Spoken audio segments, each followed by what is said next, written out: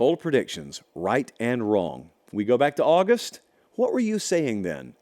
Because we need to judge it. We need to put the bright white spotlight on it now. Bold prediction number 1 from May was from Rob in Celebration, Florida. There is no celebration for you, Rob. You predicted Notre Dame will make the college football playoff and win a semifinal game. Notre Dame did not make the playoff. They did not win a semifinal game. But I'm not going to dunk all over Rob because you know what? Notre Dame was a pretty good team this year. That's what they were. They were a pretty good team this year.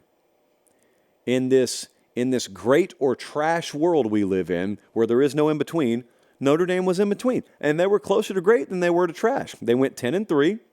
They were 2-3 against ranked teams in the season. Then they beat Oregon State in the bowl game handedly. They had one possession losses to Ohio State and Clemson. I was at the Ohio State game. That thing's decided via walk-off fashion. Could have been a totally different season for them. Who knows? But the point is, they were the quietest good team, I think, in the country this year. We had them power rated, I think, top 10 to end the year. So nothing more, nothing less. But no, they did not win a playoff game. Next up, a cautionary tale here. This is tough. So I always tell you, one of my biggest rules, if I were making a prediction, is don't predict the exact record. Matt from Charleston, South Carolina said Missouri goes 9-3. No, Matt. No. You could have just said they're going to win at least 9 games and you would have been right. As it turns out, you were wrong because you didn't believe enough in Missouri. They went 11-2. The over-under was 6.5. So just saying over 9 would have brought you immense street cred. And instead, you have to sit there, Matt, and ask, did I learn a lesson? Yes, I did.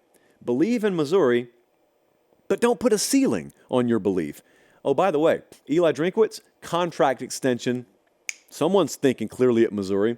They locked him up, and Missouri is active in the portal, and that'll be a really fun program to watch. I mean, they were this year. Hey, we were there when they beat Kansas State, thicker kicker style. 61-yard walk-off field goal. Remember that? They stormed the field. We were there. First trip ever to Missouri.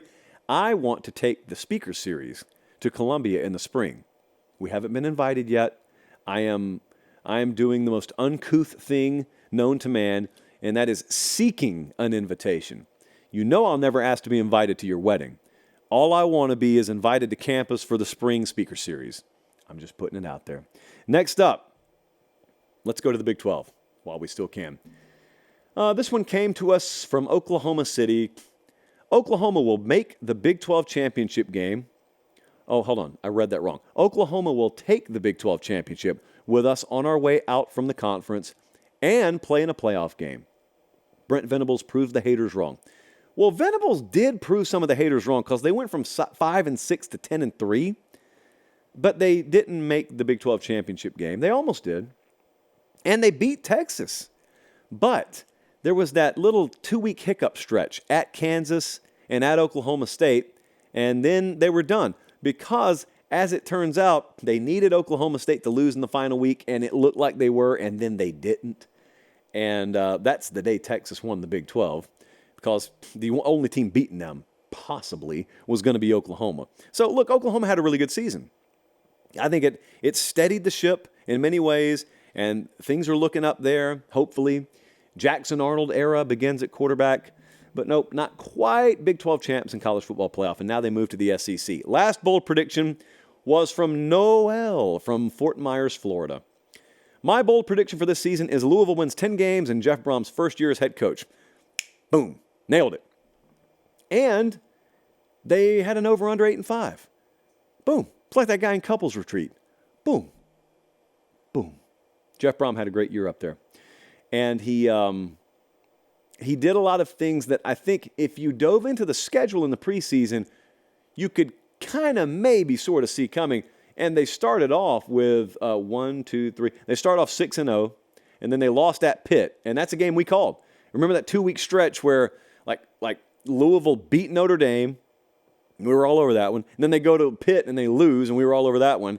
And this is the kind of show where I really need to stress where we were right, because we have teams that we've been wrong about all year about to play for a national championship.